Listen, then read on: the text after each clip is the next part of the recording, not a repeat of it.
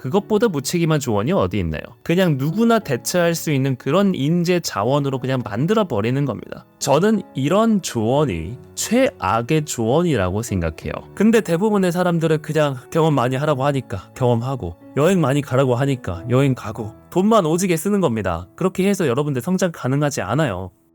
안녕하세요, 여러분들의 성공마인드 동반자 작심만일입니다. 제가 종종 라이브를 할 때도 이야기를 듣는 것 중에 하나인데요, 20대 분들이 항상 이걸 제일 궁금해하는 것 같아요. 작심만일님은 20대 때 돌아가게 되면 무엇을 먼저 하실 건가요? 라는 질문이 항상 올라오는 것 같아요. 근데 제가 그거를 볼 때마다 느끼는 게 뭐냐면, 다른 분들은 어떻게 설명을 해주나 이게 굉장히 궁금하더라고요. 다른 분들께 먼저 물어보고 이야기를 해주는 편인데요, 대부분의 사람들은 이걸 강조합니다.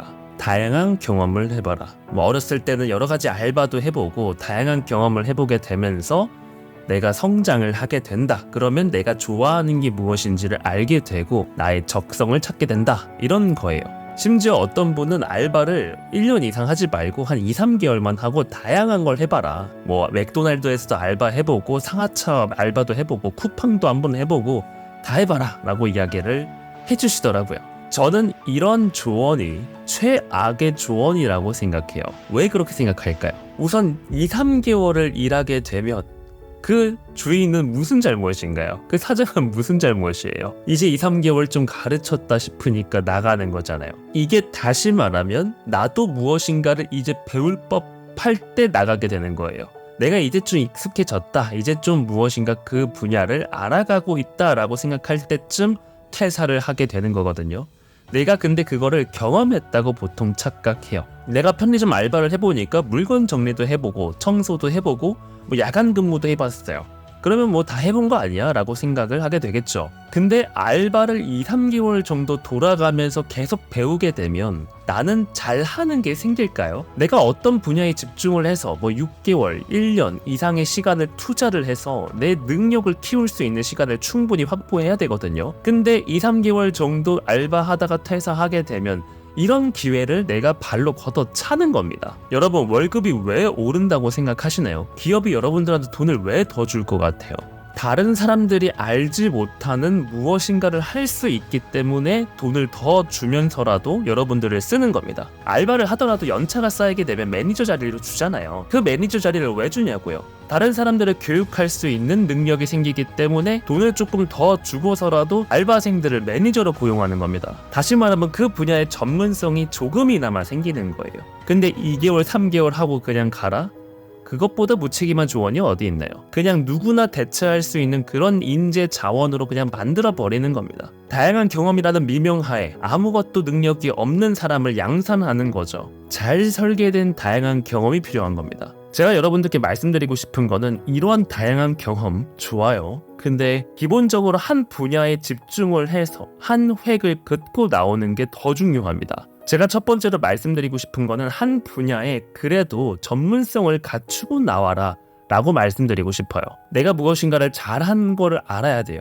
내가 그냥 단순 작업이 아니라 한 분야에 그래도 지식이 쌓여서 그걸 활용할 수 있는 사람이 되어야 됩니다. 전문 지식이 어느 정도 쌓여야 그래도 재미가 생겨요. 내가 영어 공부를 이제 막 했는데 이제 문법 다 떼고 실제 사람들이랑 말하면서 적응해야 되는데 이제 그냥 막 문법만 배우고 끝난 거예요. 제가 두 번째로 가장 별로인 조언이라고 생각하는 것 중에 하나가 여행이에요. 여러분, 여행 많이 다녀라 라는 이야기 많이 들어보셨죠? 한때 10년 전만 해도 이런 열풍들이 굉장히 많이 불었습니다. 욜로라는 말이 생기게 되면서 여행을 많이 다녀라, 즐길 때 즐겨야 된다, 이런 말들 참 많이 하죠. 근데 저는 최악의 조언 2가지 중에 하나라고 봐요. 제가 왜 여행을 최악의 조언이라고 생각할까요? 이 말은 좋은데 실제 내가 내 인생에 이걸 어떻게 적용할까까지 말씀을 해주셔야 이 조언이 의미가 있는 거거든요. 이 조언 자체가 잘못된 게 아니라 실제 이거를 내 인생에 어떻게 적용하는 게 좋은지까지 설명을 해야 의미 있는 조언이라는 거죠. 저는 늘 말씀드립니다. 모든 지식은 인풋이고 인풋만 있는 것은 쓰레기다. 우리가 인풋을 하는 이유는 실제 내 인생에 적용하기 위해서 필요한 것이다. 행동하지 않은 지식은 아무런 의미가 없습니다. 여러분들 직접 만족감에 끝나게 돼요. 나 이런 거 공부했다, 나 이런 거 많이 경험해봤다, 어쩌라고요? 내가 경험 많이 했다, 나 여행도 많이 다녔다 라고 해서 여러분들 밥 먹여주나요? 그거를 어떻게 활용을 해서 내 인생에 적용하며 나아갈 것인지 그거를 하셔야 되는 거잖아요. 뭐 여행 유튜버가 된다든지 뭐 영어 책을 쓴다든지 이런 적용 과정이 필요해야 그 여행이 의미가 있는 거예요. 내가 다양한 식견이 넓어져서 내 인생에 내 일에 어떻게 적용하는지가 중요하다는 거죠. 이런 행동을 전혀 하지 않고 경험을 많이 했다, 여행을 많이 갔다는 게 도움이 되는 게 아니라고요. 다시 한번 말하지만 인풋만 있는 과정은 아무런 의미가 없습니다. 제가 늘 말씀드리죠. 같은 맥락이에요. 그래서 저는 무작정 여행 가는 것도 좋아하지 않아요. 저도 그렇게까지 여행을 많이 가지 않습니다. 내가 여행을 가는 이유를 명확하게 설정하고 그거에 대한 목적을 이루기 위해서, 그리고 그 목적을 달성하고 난 다음에 이거를 활용해서 내가 어떻게 살아갈 것인가까지 미리 설계를 해놓고 여행을 가셔야 돼요. 경험이라는 것도 마찬가지입니다. 내가 어떤 알바를 하더라도 내가 이 알바를 하는 것도 무엇을 얻기 위해서 알바를 한다라고 정의를 하고 실제 그거를 얻어내고 그거를 갖고 나와서 내가 앞으로 이걸 어떻게 활용하고 살아갈 것인가까지 가셔야 되는 거예요. 근데 대부분의 사람들은 그냥 경험 많이 하라고 하니까 경험하고, 여행 많이 가라고 하니까 여행 가고, 돈만 오지게 쓰는 겁니다. 그렇게 해서 여러분들 성장 가능하지 않아요. 그래서 인풋, 아웃풋, 적용을 설계해 놓고 인풋이라는 경험을 집어넣어야 됩니다. 그리고 반드시 그거를 아웃풋으로 밖으로 빼내야 되고, 그걸 글쓰기나 말하기나 컨텐츠를 만드는 거나 뭐든 좋습니다. 그거를 아웃풋을 하시고 난 다음에 나에게 한번 꼭 적용을 해보셔야 돼요. 그래야 여러분들의 경험이 가치가 있게 되는 겁니다.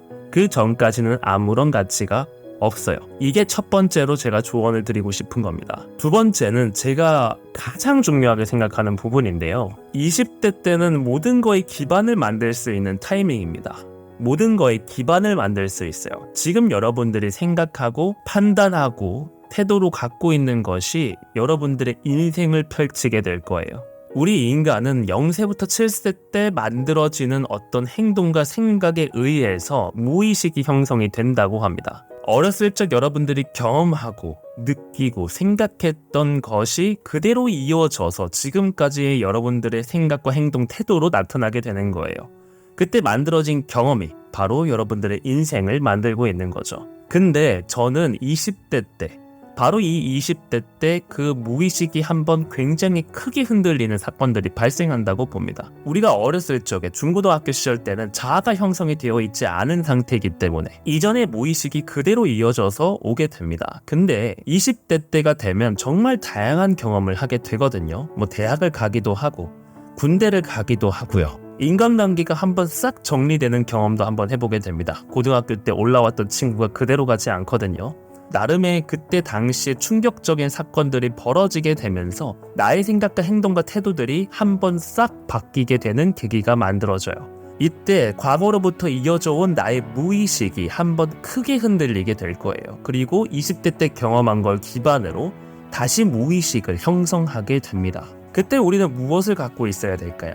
모든 사람이 이때 많이 바뀌진 않지만 일부는 바뀌게 되거든요. 정말 큰 경험을 통해서 과거에 있었던 생각 방식을 완전히 바꾼 삶을 살아가기도 합니다. 여기서 가장 중요한 건 나만의 사고관을 명확하게 정립하는 게 필요해요. 그냥 사람들이 하라는 대로 내 마음대로 살아가는 것이 아니라 나만의 원칙을 정확하게 설립하는 것이 제일 중요합니다. 저는 20대 때 이게 제일 중요하다고 봐요. 나만의 뚜렷한 주관을 만들어 가시기 바랍니다. 지금 당장에 여러분들이 옳고 그름을 판단하기가 어렵다면 내가 좋아하는 사람, 그리고 성장하는 사람들의 사고관을 그대로 빌려와서 한번 살아보는 거예요. 내가 처음에는 어떻게 살아가야 될지 잘 모른다면 이미 나보다 앞서 있는 선배들의 지식과 경험들을 그대로 가져와서 그대로 한번 살아보는 겁니다.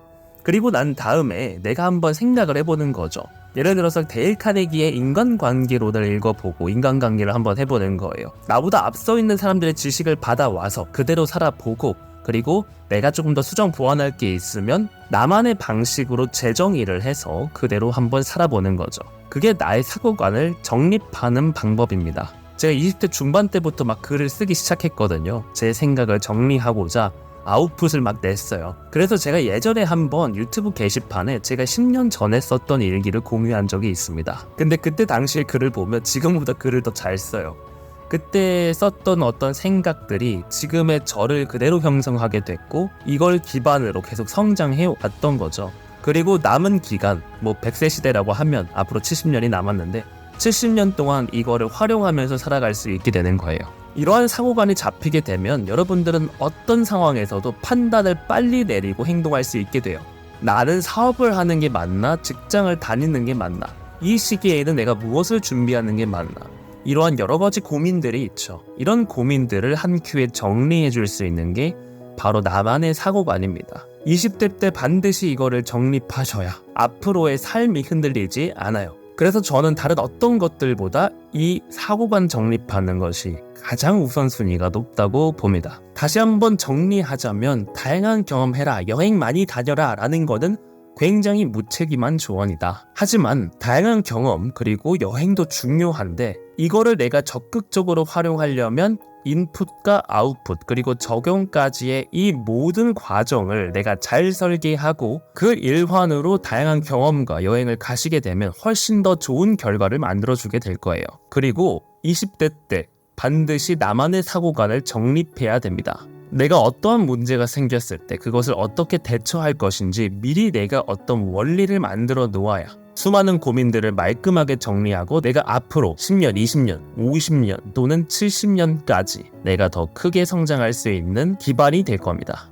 여러분들이 사고관을 정립하는 거에 조금 더 도움이 될 수 있는 부분이 필요하다면 작심만일의 무료 PDF 자립의 길 PDF를 한번 다운로드 받아보시기 바랍니다. 작심만일의 사고관이 그대로 담겨있고 여러분들 인생의 중심점과 나만의 가슴 설레는 목표를 설정할 수 있는 원리를 무료로 담아 놓았어요.